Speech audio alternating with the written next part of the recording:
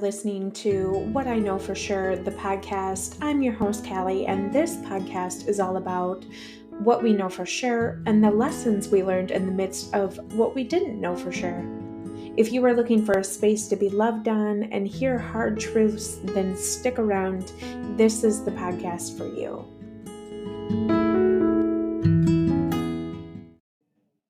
If you haven't heard about Anchor, it's the easiest way to make a podcast.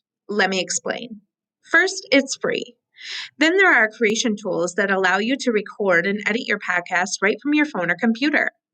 Anchor will distribute your podcast for you so it can be heard on Spotify, Apple Podcasts, and many more. You can make money from your podcast with no minimum listenership. It's everything you need to make a podcast in one place. Download the free Anchor app or go to anchor.fm to get started. I am here today with the beautiful Imani Harris, and she is a resilience mindset and wellness coach and an invisible illness igniter, helping to light the way for other women dealing with an invisible illness so that they can flourish, shine, and thrive in their life. And she utilizes the 3C framework to help push them past their limiting beliefs to thrive in the abundance that God has for them and design their life on their terms. She understands the angst and frustration that comes with dealing with trauma, especially autoimmunity, because she deals with 7 autoimmune conditions due to a near fatal car accident in 2002. And then through her own journey and experience, it is her passion to educate, to empower, and support other women living this reality or caring for someone who does. And so she knows the power of the community and support so that we can feel seen, heard, and valued for who we are, not the labels placed on us by society and others. And affectionately, this is true. She is called the Velvet Voice of Clubhouse. And this is because of her soothing and captivating voice. And so when Imani is not serving others, she is an avid cat lover at heart and can often be found reading a book, jamming to one of the many playlists that she has, or researching the latest in tech. Tech nerd, love, love, love that. Thank you, Imani, for jumping in on this amazing journey. We have met in Clubhouse and we continue to show up together in Clubhouse and just support each other in any way that we can because we share the autoimmunity side of things, but then also just our love for having giggles and chats. So thank you. Thank you for spending time with me today. I guess we'll just sort of jump in because I know that is a hefty intro and a lot to unpack for everyone listening. Well, first of all, I'm sitting here kind of like, who is she talking about? Because I don't know who that is. That happens when they send me their intro and I read it, and Nina was like, oh, this is so much more lovely when you read it. I'm like, I think that too when people read my intro. Like it's just when I hear it played back, I'm like, yeah, that is me and all those things. I'm just a lot to unpack. It's totally fine. Oh my gosh. So let's just sort of, if you wouldn't mind, just start from the beginning when you just had sort of this yearning or calling to become a mindset and wellness coach. Talk to me a little bit about how that came about and sort of, if you want to reflect back on your story and share that too, I'm happy to listen to all of that. To all of the things. Well, back in the day of 1965, I'm kidding, I wasn't even born yet.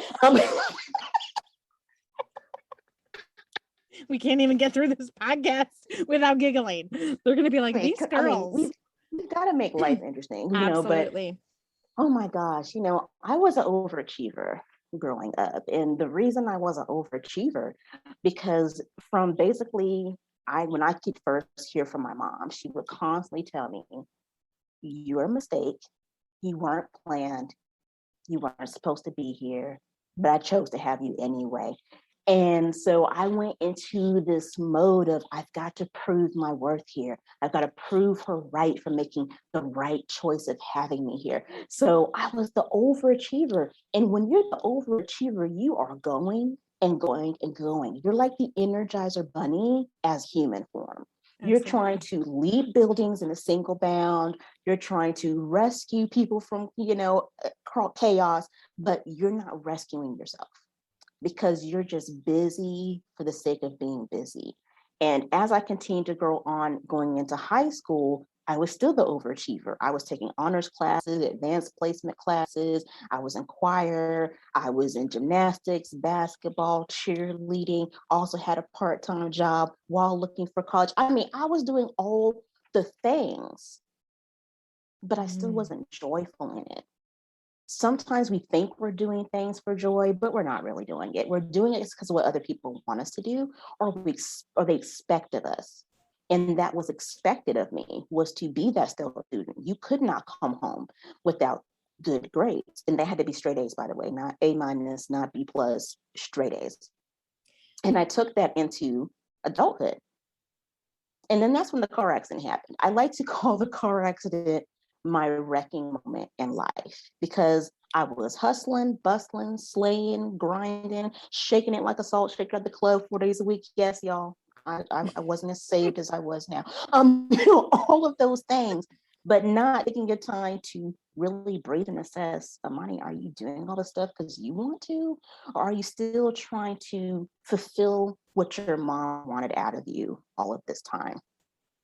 And when I had that car accident back in 2002, and it just is amazing to me that it's been almost 20 years since my accident, and how it really changed the trajectory of my life. That's why I call it a wrecking moment, because I could have died that day, just to be honest. It was basically a near fatal car accident. If they would have hit me any faster, if they would have hit me at a different angle, I wouldn't be here talking with you guys today. And in all of that trauma of that near fatal car accident, and my car taking all of the damage, it folded like an accordion, but I was the only one majorly hurt. And when I got to the hospital, I was in fear. First of all, y'all, let's start the fear part, because of how my mom was so structured and strict. I was waiting to die anyway, because I knew as soon as she heard about the accident, she was going to come and take me to glory anyway. Okay, I already knew it was it. So I'm sitting in the emergency room like, she's coming. Just, can you code me out something before she gets here? Because it's going to happen anyway. Just go ahead and get me the IC room, whatever you need to do. And she came in guns blazing as usual, and I'm ready to die. But I'm on this cart, right? How you're strapped to the board from being in the ambulance. You can't go anywhere, so I was stuck. But her being upset wasn't what bothered me as much as when the doctors came back from all the, testing and all that, and they're like, Miss Harris, we wish you would have broke something. Excuse you? Who is going to expect a doctor to tell you, oh, we wish you did something worse? We wish you broke something. Like, are you serious right now? And I could tell my mom was ready to start taking some names and kicking the butt. And he's like, hold on. He's like, the thing is, Miss Harris, when you break something, 1, we can see the break. 2, we can fix the break. And 3, we can see it healing. But for you, everything is soft tissue injury. And to this day, we still don't understand how the body responds to damaged cells, which is soft tissue injury. So just start looking forward to stuff popping up. And that's exactly what happens. So now I deal with 8 autoimmune issues. Callie was modest with the 7. She forgot the last one. There's 8. And I can tell you guys, I was not living life until last year, just to be honest. When you're constantly told there's no cure for you, when you're constantly told there's nothing that can be done for you, you basically kind of check out and live life on autopilot, right?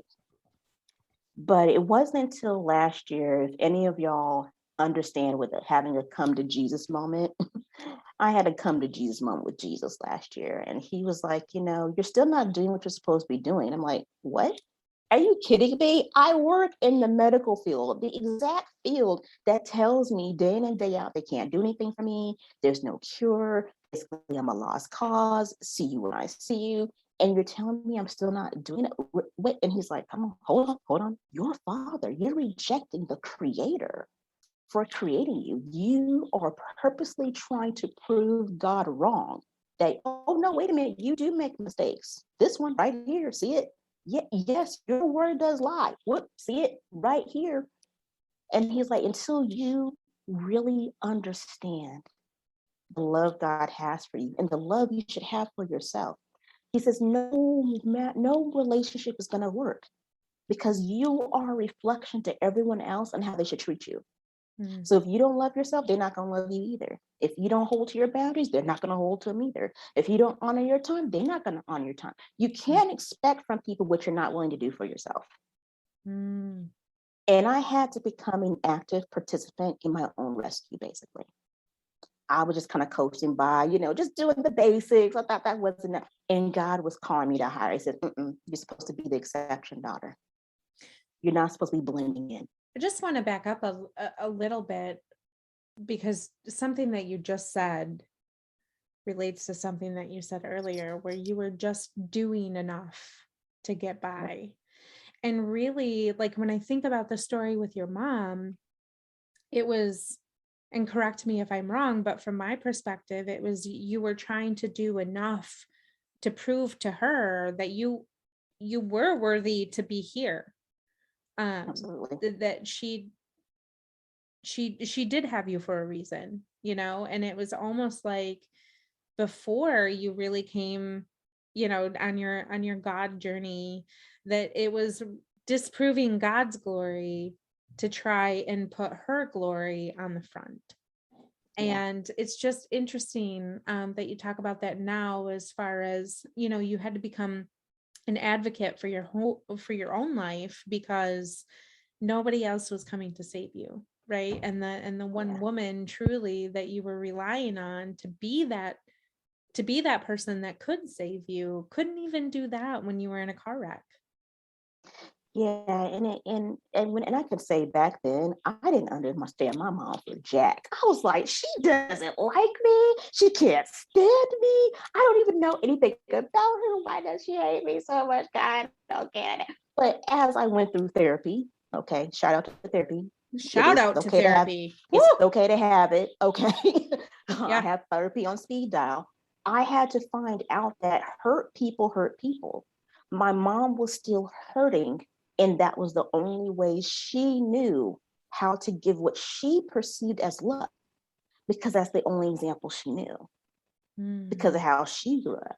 My mom was the oldest child, and she was the oldest daughter. And she grew up in a time where there was still racism. But being from the Virgin Islands, we didn't have it back home. But when they came stateside, because her dad was military, that's how they got the culture shock of the whites only water fountain versus the blacks only water fountain. So she went through that time of a whole culture shift in its own, and then dealing with her own stuff. She couldn't, because she was the oldest. She had to represent for the rest of her siblings, and she had to put her stuff to side. Whereas me, I'm the youngest, but everyone thinks I'm the only child. I have a sister who's 10 years older, but she raised me alone. I didn't grow up with with my sister. So my mom was learning how to be an adult parent with me. But she hadn't resolved anything from her childhood in her early adulthood until she got to me. And then she was still in it with my father, who happened to be on drugs himself because of the military. So she was in that repeated cycle of trying to change people. Because I see that in myself. I went through that cycle too, feeling if I just do as much as I can for people, they'll change. It's not our job to change them. It's our job to love them. But we got to get out of God's way with that. We get in his way too much of, well, I want it to be just this way, or they got to get it this way. And God's like, no. I've got that. So my mom couldn't even be a rescue for herself, if that makes sense, because she didn't have that example either. God rest her soul and her mom. So you know how the generation keeps going, and then I perpetuate it until the guy was like, stop. Do you see what's happening here? And I was like, no. And he was like, you're still under the spirit of rejection. You're still carrying your mom like a banner in everything you do, basically. You're still trying to prove her right every single day, and she's no longer here. She's with me, but you think she's here. So yeah. How did you work through that? Can you talk a little bit about that? As far as, obviously we mentioned therapy, which shout out to therapy. I've talked in depth about therapy, and, just, I guess, before we transition to that, I think it's important to note that it's okay to recognize that either your parents or people around you, they are who they are, and they came from generational things. Like, it's okay to say that that's where they came from. But then there's this point where you have to make a tangible decision. Are you going to be another statistic to follow the generational curve? Or are you going to save yourself? Because oftentimes what happens is we don't. And then it gets to a point where now you're faced with something horrific that oftentimes is the pivotal point in your life where you have to look and go, who really am I living life for? And it's not the parent or the person raising you or what have you. They get you for 18 years to show you and teach you the skills, but at some point you have to become adult and go, okay, like, I can recognize that these are actual things that happened in my life and that happened in her life too. But then what did you do, or what are you doing to sort of continue to work on that and say, anytime that these sort of little things creep in where yeah, that's part of my past. Okay, something to work on. Outside of therapy, I guess, can you talk a little bit about what you do in terms of helping yourself through that? Sure. I like to say, as you evolve and grow in your relationship with God, you remember that people are still human at the base level. We're all human, we're all flawed. But sometimes along the way, we end up elevating people to a pedestal they never asked to be on. And so we don't give them permission. I want you to repeat that. Say it one more time for the people in the back. We have to learn that we are all human at the base level. And sometimes we end up elevating people to a pedestal they did not ask to be on. And then we want to act the fool when we feel they done fallen from grace off the pedestal. Oh my gosh, I can't believe they did that. They human too. You just did that yesterday. Why are you surprised? But it's because we esteem people when they're not asking to be esteemed. They are people, and they have pain and they have problems just like we do. It's just all we see is the highlight reel of what they choose to show us. But we don't know the journey that goes on before they turn that camera on, before they take that selfie, before they, do that show series, before they have to play on that basketball court, before whatever it is. We just kind of separate the humanity off of them, and we're just looking at the title, the prestige that comes with the title, the rewards that come for the title. But that's a whole another anointing all in itself, and that can be a whole nother podcast. Let me get off that one. But we want the rewards of the anointing, but we don't want the responsibility of the anointing and what it's going to take to be at that certain level. And so, to get back to your question, because I see how we just went on that tangent, but a lot of it, I will have to say, was really my getting the relationship with God. I knew of God growing up through all the other traumas I had up into my accident and after, but I didn't have a relationship with God. But this is why you have to have the right people around you. Because I had specific people in my life that were praying for me, and I didn't realize it, that they had to be removed from my life because I was killing them with my words as well as myself. But I was placed into the right ministry at just the right time. And that's when I was saved at 27, because a coworker knew enough and thought enough of me to invite me to a service. She didn't have to drag me to it. She didn't have to kidnap me. It was just a general invitation, like, hey, my church is starting up a new location. I would love for you to join. And even though I had so much church hurt up to that point, Callie, I was at least open to say, well, maybe this time is different. Like Nina says, what if it's better? Basically, that's what I was looking at was, well, what if this is better? Let me go. And that first service, Callie, was a service I had never heard before. And all the time I'd been in church was the love of God. That's all that message was about, was the love that God has for each and every one of us. And I boo-hooed, cried, and I guess I levitated to the front. I still don't remember how I got to the chair I was sitting in, to crying and sniffling out the altar like, I want what this Jesus has. Where is he at? What? Because I really had not received or felt the love that was being explained in that service. Did my family love me? Absolutely. Did my mom love me? Yes, dad, all of that. But their way of love was different. To me, it felt conditional all the time. There were stipulations involved. But to know that there is no stipulations with Jesus, there's no checkbox you got to go through to get certain things. You don't have to have a certain knowledge to get his love. He was already freely given. But I had to give the choice to let him in. And as I let him in, he slowly started peeling back the layers.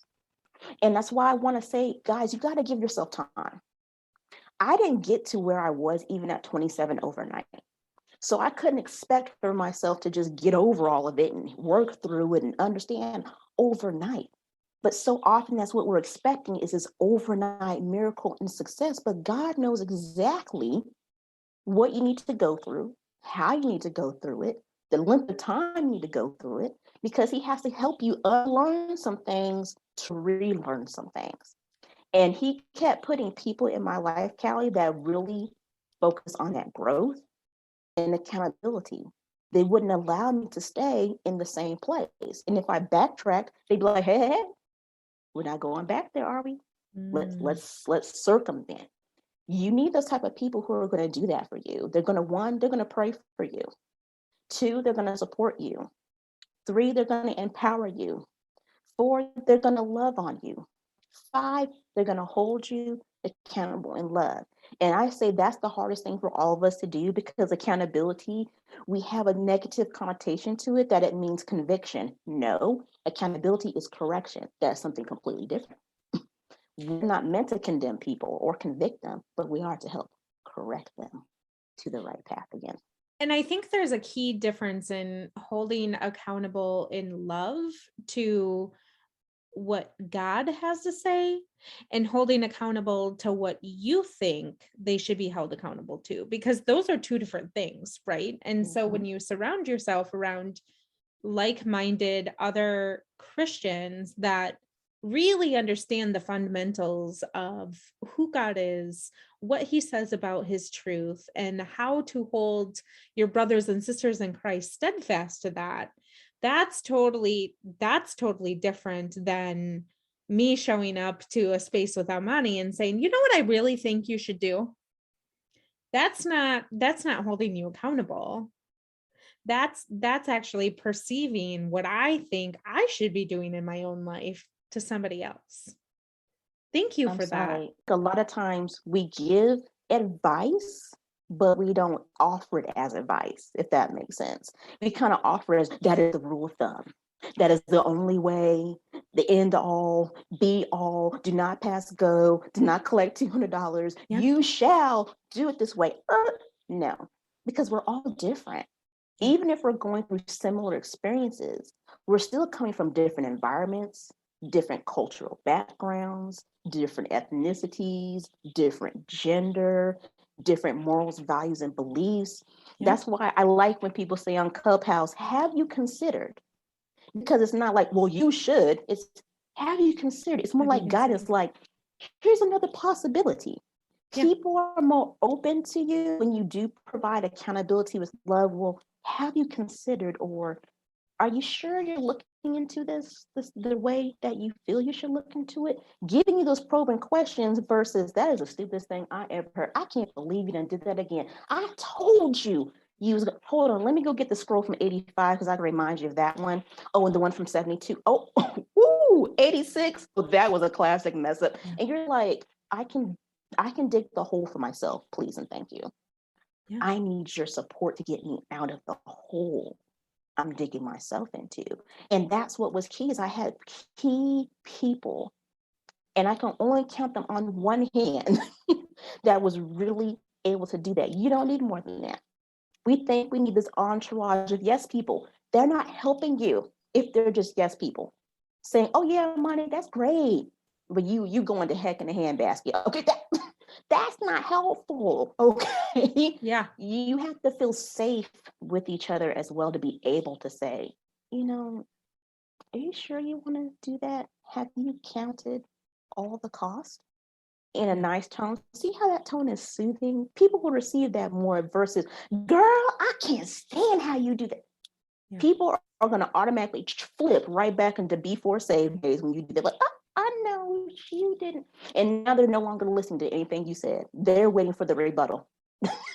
Well, and to be honest, it just opens the opportunity for you then to resort right back to where you started and trying to prove something, trying to prove that the decision that you made was the right one, and prove to them, who is another human.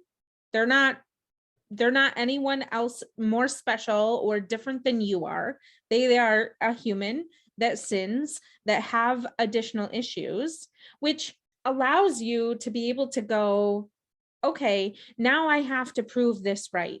Now I have to make sure that I'm coming back and saying, but look what I did, and look what I did, and look what I did. And you're just creating this revolving door that is happening in your life, instead of surrounding yourself around with people that can have those conditions in their voice and say, friend, I really adore you. And I think that that is an idea, but let's talk about, a different idea. And have you thought about XYZ? Because I think that that's probably something important to consider. I could be wrong, because 99 out of 10 times I'm wrong. And yes, it's 99 out of 10, not 100, because I'm wrong more often than I'm right, people.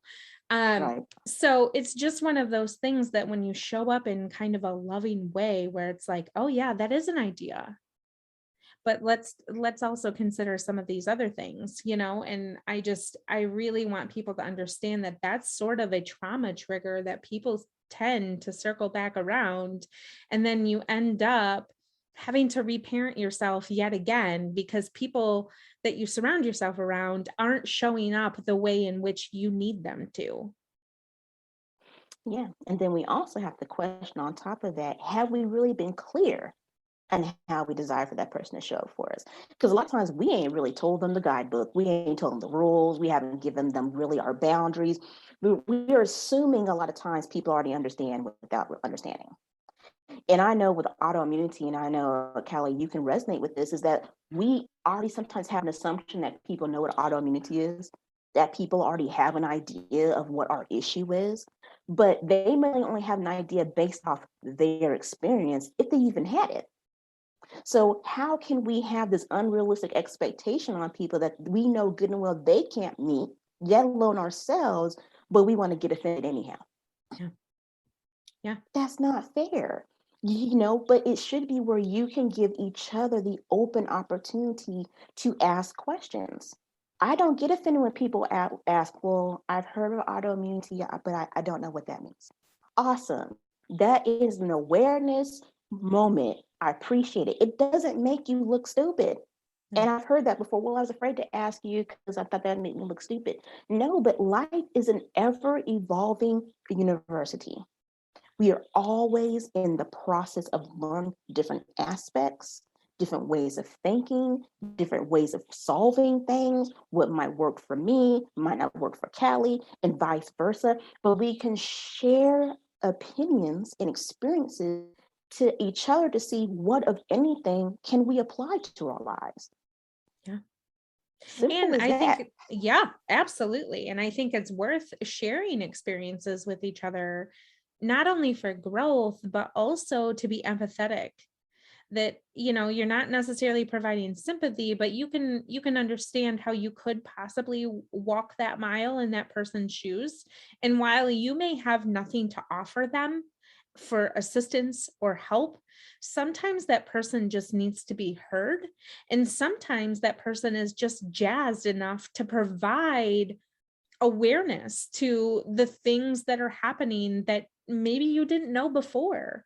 And I think if we can get in the framework of really understanding that life really truly is about learning and learning about each other, rather than telling other people what they should and shouldn't be doing, the world is going to be a better place. Yes. Oh, I think so often we've missed the mark of going back to really the fundamentals of humanity. And that's why I tell people you need to pause, stop, and reflect. We're so emotionally charged individuals that's we react based off of emotions. But if you really stop and assess the situation and ask yourself a couple questions. One, is this even about me? So many things aren't. It's about the situation you're in. It's not you, the person. Two, are you making it bigger than it is? We will make a rock, a mountain in 10 seconds flat. We're making it too big. It doesn't deserve the response we're trying to come up with. It's not that serious. Question three, what is within your control in this situation? We focus more on what's out of our control and we think we have no choice. You still have a choice. Yeah. How you're responding is also going to be a choice. You can either choose to be civil or you can choose to just blow the church down. I mean, which way are you going to take it? And that will help to reset ourselves because we're not breathing when we're reactionary. We're holding our breath, waiting for the next step. But if you go back to breathing deeply, it resets your mind. It resets your body to be like, okay, wait a minute. Ooh, yeah, that was kind of harsh for a minute, but okay, now I've come back to myself and it's not that serious. It doesn't even deserve a response. Yeah. Silence is a weapon too, y'all. So not everything sometimes more so response. for ourselves than the other person. Yes, absolutely. Sometimes that's just the reality check we need. And that's the thing about growth, guys. Even in our mess, as we're growing every single day and as we're going through the routines we established with ourselves, as we groom a toolbox for us that when we feel we're about to go left, we have tools in our arsenal to bring us back to center. But it's an everyday process. Whoever tells you that you arrive at a certain point that, you're freely resolved of any of the wrong answer, because another situation is going to come up that's going to be similar to what started the whole process to begin with. And all it is, guys, is to show the enemy how much you learned from the last time. It's not punishment. That's what we first go to. Oh, God has left me. Oh, he's punishing me. This is no. He is looking at your reaction time. He is in the corner rooting you on like, watch out, enemy, watch. Look how fast you're going to get it. Look at her. That's all he's doing. Yep. And we missed that point that, yes, it might be a similar situation, but did you recover faster this time than last time? Last time might have taken you 10 months. Now only took you 10 days. The reaction time.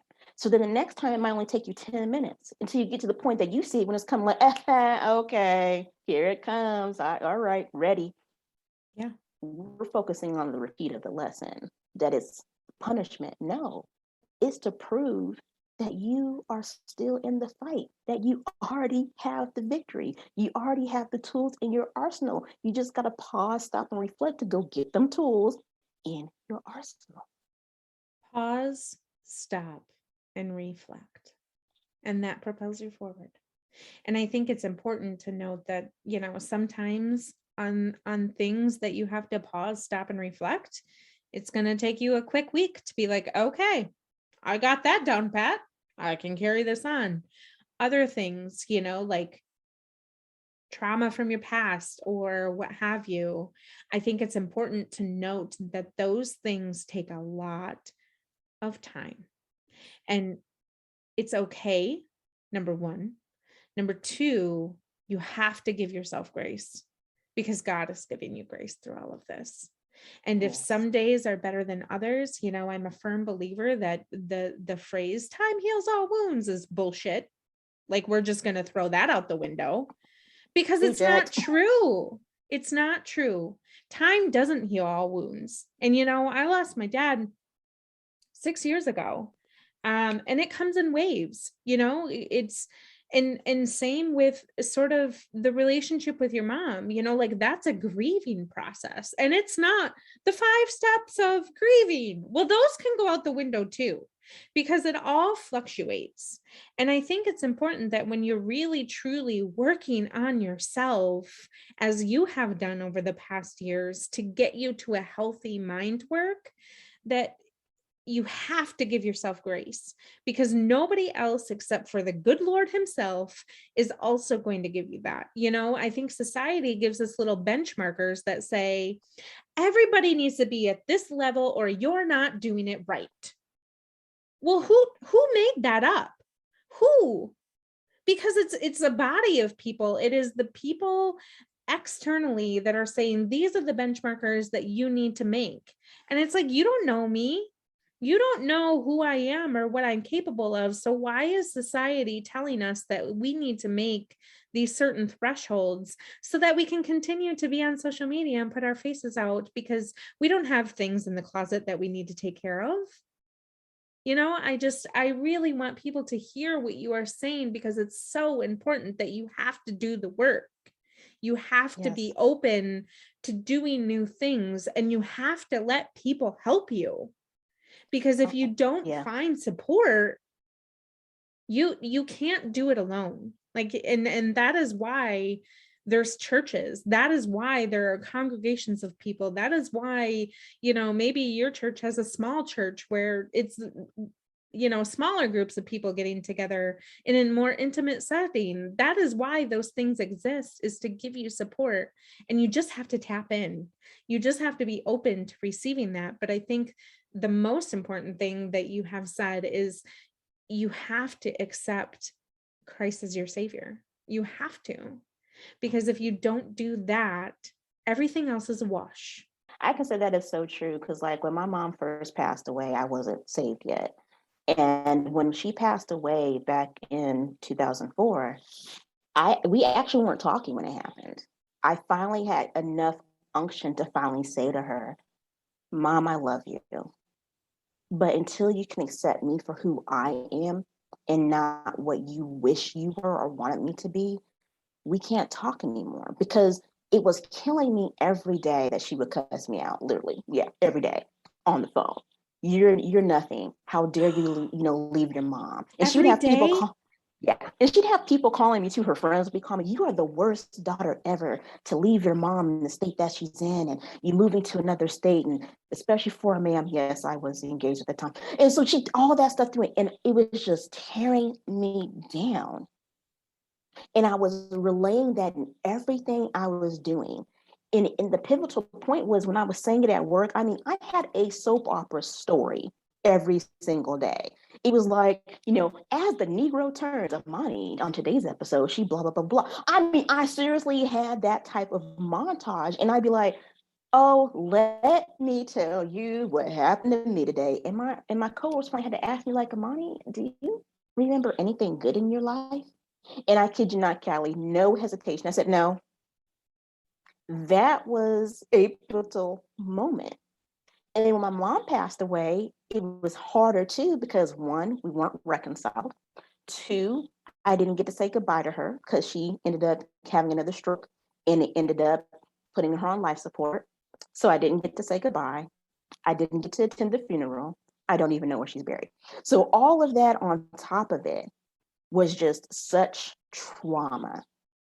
And I carried it like a vice grip on my sleeve, and people would see the pain and angst in my eyes. And so I learned to walk with my head down. But as I started getting into my relationship with Christ, getting saved, having those right people, I had to remember I had to trust the process. There were times I fell a couple steps back, but then I would take a step forward. Then I might actually slide and yield off the street for a while, and then God would circle me back.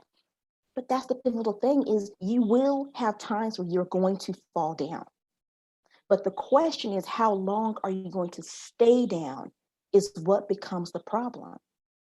It's okay to not be okay. It's okay to have moments of doubt. It's okay to have moments of certainty. It's okay to be like, am I really on the right course? Because you don't see any momentum.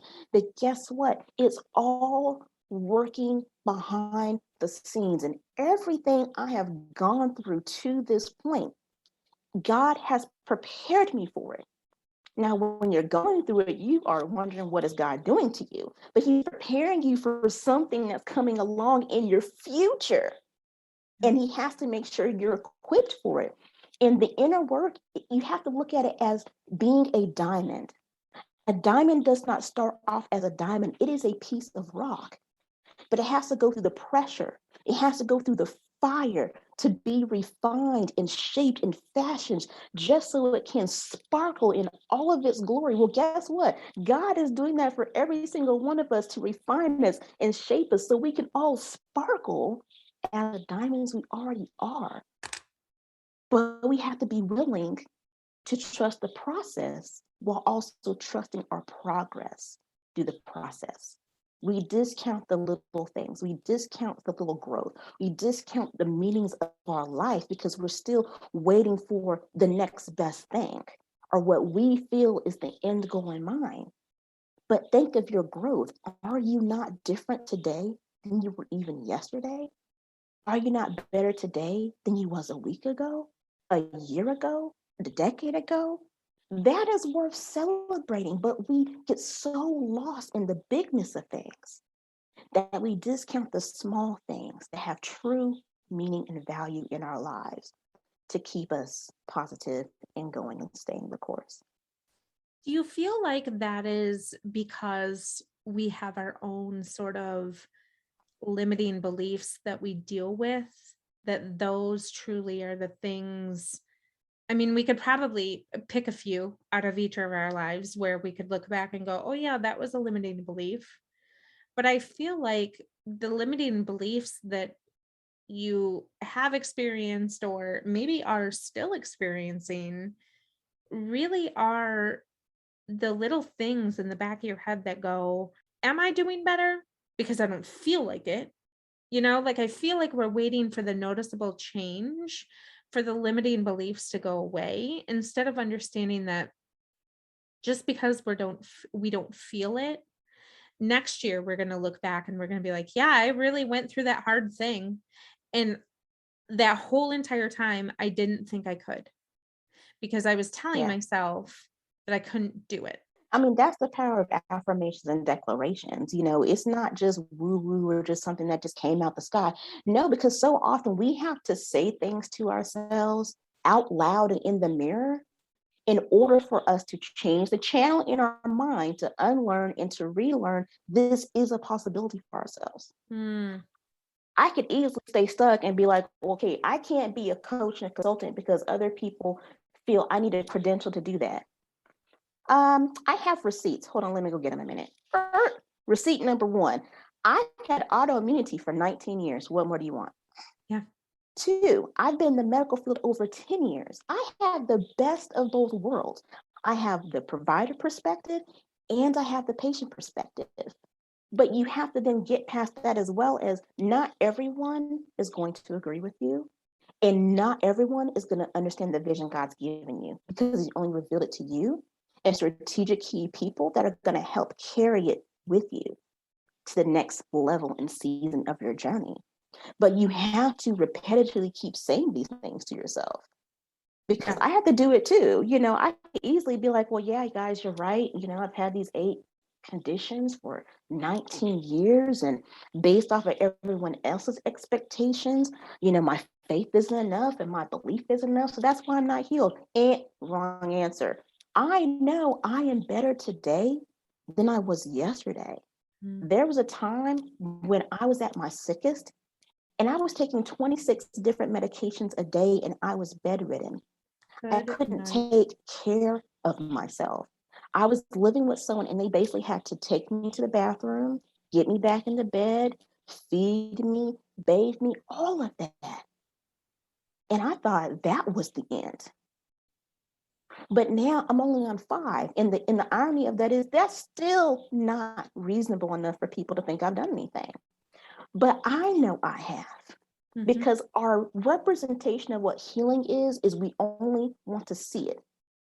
We're not looking at your mental healing, your emotional healing, your financial healing, your environmental healing. There's all these different dimensions of healing that you may have to go through first until there is the true physical manifestation that everybody's looking for. The last time I checked, there's not no test that says, okay, you are fully healed when A, everyone can see it and it's gone. B, no. I am, my whole goal is I want to be healthy, whole, and complete. If that means I stay a size 22 that whole time, I am okay with myself to know I'm still healthy, whole, and complete because I'm doing what is necessary for me. And that's going to look different for the next person. Someone else, they can get the bathroom done in a day. Imani, it's 5 days. But Imani is now okay with that, that she has to be really aware and intentional of her time, her energy, and her capacity. Whereas before, I would overextend myself in everything. Well, I don't want to disappoint anybody, so I got to show up for this. I feel like crap, but I'm going to go. Oh, they're going to have an issue with this because, I can't come out. Those are my limiting beliefs. But God had to remind me every day, why are you feeling like you have to explain everything? For Because those that's who what care, people expect you to do. exactly. But then what makes it so key is, and I keep saying this quote because Steve Harvey said it, he said it a couple of times, but it makes sense now. He's like, for those who care, no explanation is required. And it's true. But for those who don't care or may not understand or unable to or unwilling to, whatever it is, no explanation is ever going to be good enough. You will be explaining until the cows come home, and it still is not going to be enough. You're wasting time with that. Focus your energy on what is right, what is good, what is pleasing for you. And I could say that too, Callie, with business, that's even more implemental because we can look at what everyone else is doing. And I'm honest, I'll say there's times even up to now, I'm like, I'm not doing enough, God, because look at what that person's doing. I mean, they got a course, they got a community, they got this, they got that. And God's like, yeah, but they don't have your afflictions either. So what are you talking about? Yeah. He's like, stop worrying about their grass. He's like, I have you right where I need you because I know what you can and can't handle. Stop trying to outpace me. Yeah. Be obedient and be in position. Those two are the hardest things ever for all of us. The reason why, because we like to be in control and we like to know everything. Yep. And I kid you not, I'll be like, God will be like, oh, it's going to be this.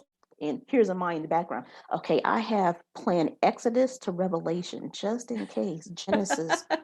And God's like, a contingency really? plan. Mm-hmm. Yeah. What's with the contingency plan? Well, God, just in case, if you don't go burn them things up. Yeah. If your plan doesn't work out, I got my own. And he's like, okay. That's what we say, right? Yeah. Mm-hmm. Mm-hmm. Or here we go. God, if it's really you, really? If you just give me this one thing, I will do X, Y, and Z. He's not a conditional God. And he's out here with his flags like, hello, and we're looking the other way because we're trying to find the light switch because we in the dark. All we got to do is look out the window and he's waving the dang flag. A lot of it is, yes, he has the door we need to go through open, but guess what? We still have the door to the past swinging wide open with the door stopped and our foot still in it, like just in case, and we're basically pivoting and moving back and forth in two parallels. Well, guess what? When we do that, that keeps us from being content in the right now. And we have to remember, if we're not even happy with where we are right now, how are we going to expect God to give us anything more? Think about it. God is so practical. If you're complaining about what you have now, but you want him to give you more to complain about, you don't even like what you got. Yeah. So why is he going to give you more? Really? Yeah. Would you give yourself some more and you weren't happy with it? Yeah. No. So and if you're holding on to it all for yourself, oh, come on. right? Yes. You don't have any more space. So that also limits his ability to give you more. Because You you're need to carrying all the give freely. baggage. You're Yes. carrying all the baggage still, like the Erykah Badu song, "Bag Lady, you can't move too fast. You can't carry up because you got too much stuff." That's all of us. They didn't know they were coming to church or a concert today. Just so everybody is aware, you came to church and a concert today. But it's so true, guys. We have our hands so bound and wrapped up on all this baggage that we don't want to let go of, when at any point we can hand it over to God and he will trade his yoke with us. I can tell you, my first pastors who really talked about the power of love, they told me something so profound, and that's what really started shifting my trajectory. We did a releasing ceremony of forgiveness. We had to really write out a letter to people we felt had hurt us, and we had to then burn it. And we prayed and everything. And before I left, Pastor was like, "Imani, I have one more thing to share with you." He's like, "Your life is not about you. Your life is about the people waiting for you to get your breakthrough so they can get theirs." It's all that we're going through. It's not for nothing. We're not going through what we're going through for kicks and giggles. We're going through it to show the glory of what can God do even more for you that he is doing for me. But because I can't see past myself, I'm just not going to do nothing. I'm not going to share everything that he's given me. I'm not going to light the way for someone else to make it easier for them. That was like eye-opening, oh my gosh, what is going on moment. And that's what shifted my trajectory of, okay, wait a minute. There was someone else who did the exact same thing for me to get to where I was at that point.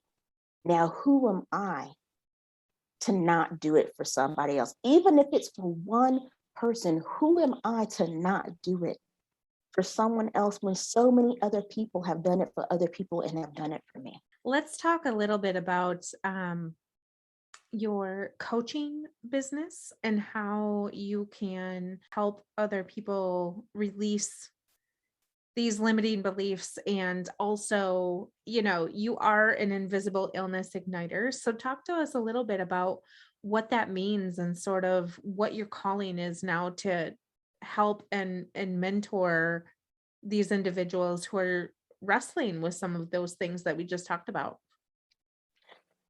Absolutely. Because I've learned along this journey since last year that invisibility doesn't just only apply to a illness.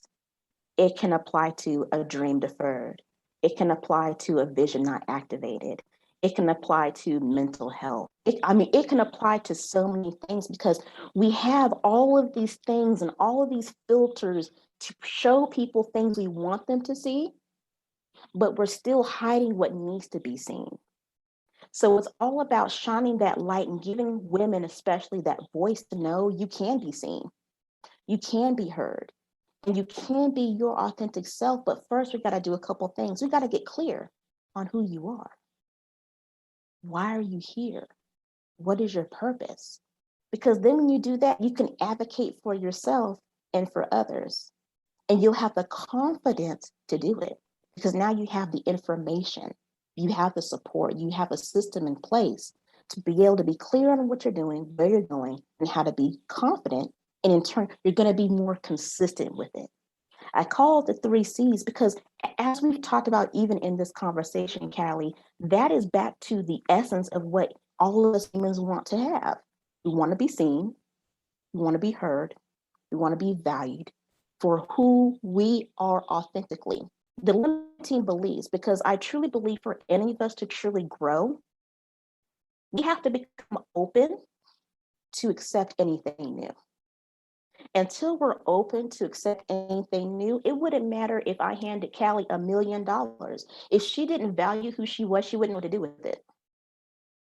Because she has not been told there's still possibility and there's still potential for her to use that $1 million for a great purpose. Now let's give her the tools and the resources to utilize it effectively.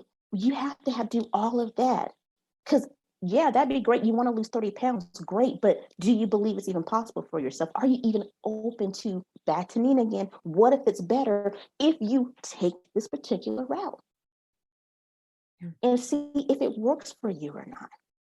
So then we can get a plan in place. And I like to tell people, focus on one goal at a time. Focus on one goal, because it takes at least 21 days to even get in the groove of it. I mean, believe me, I have a new planner and I think I'm on day 21. I'm just now getting in the groove of this new planner, having stuff on paper to hold myself accountable. But it takes 90 days for it to become more routine, an actual habit, and a year to get even better. So you have to trust the process, and you have to have steps in place along the way to be those milestones. I really just love and adore the fact that someone has somebody else that can come and walk beside them to help them curate their own motivation.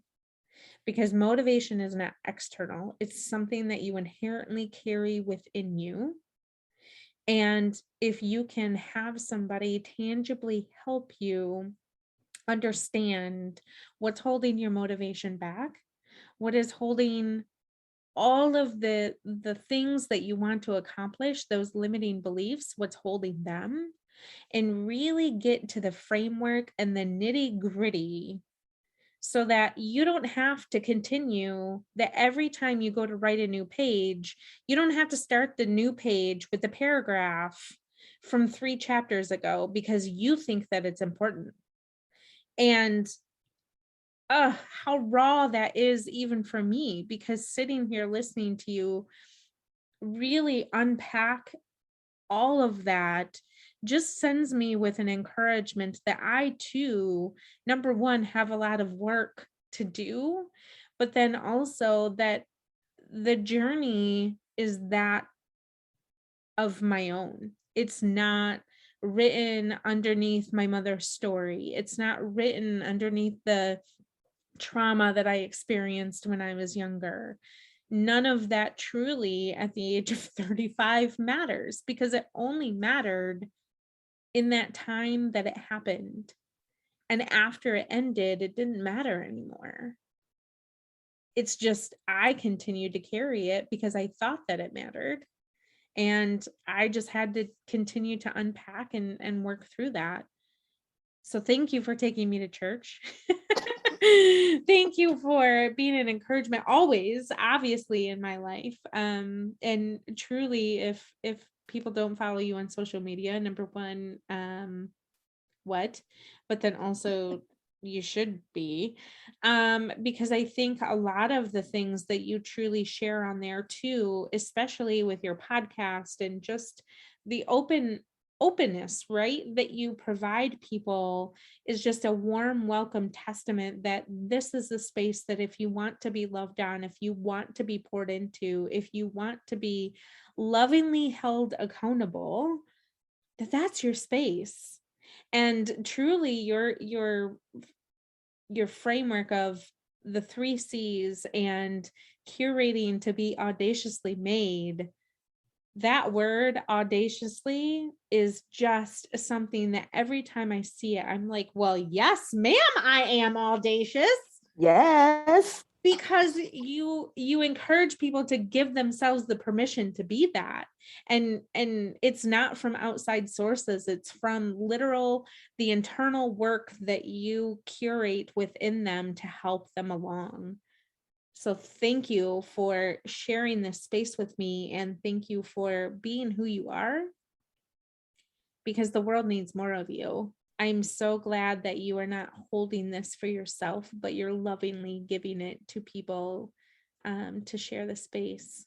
So on a very lighter note, where can we find you? What do you have happening right now? Tell us all the things that are good and juicy. You know, guys, I'm definitely on Instagram as Audacious Imani. I'm on every platform. I'm now on Pinterest. Of course, I'm on Clubhouse. If you don't know, now you know. I also have a great set of journal prompts for stress. It's 50 of them to help you. And I'm also taking one-on-one coaching. And I would love to help you along the journey, to be that person that grows with you I will leave all the information in the show notes, including a link to her journal prompts if that is something that you need. Also, truly tap in and get to know Imani, because I think that that is super powerful. And in the spirit of what this podcast is, there is a key question, obviously, that I'm going to ask you. And so, Imani, what do you know for sure?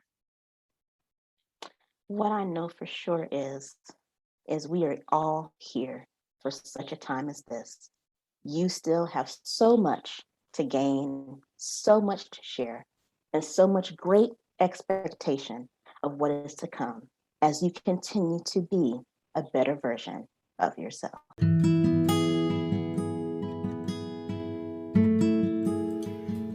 Thank you for listening to this episode with the wonderful, audacious Imani. If you are looking for resources, please go to the show notes, and those are available for you. Until next time, see you around the socials.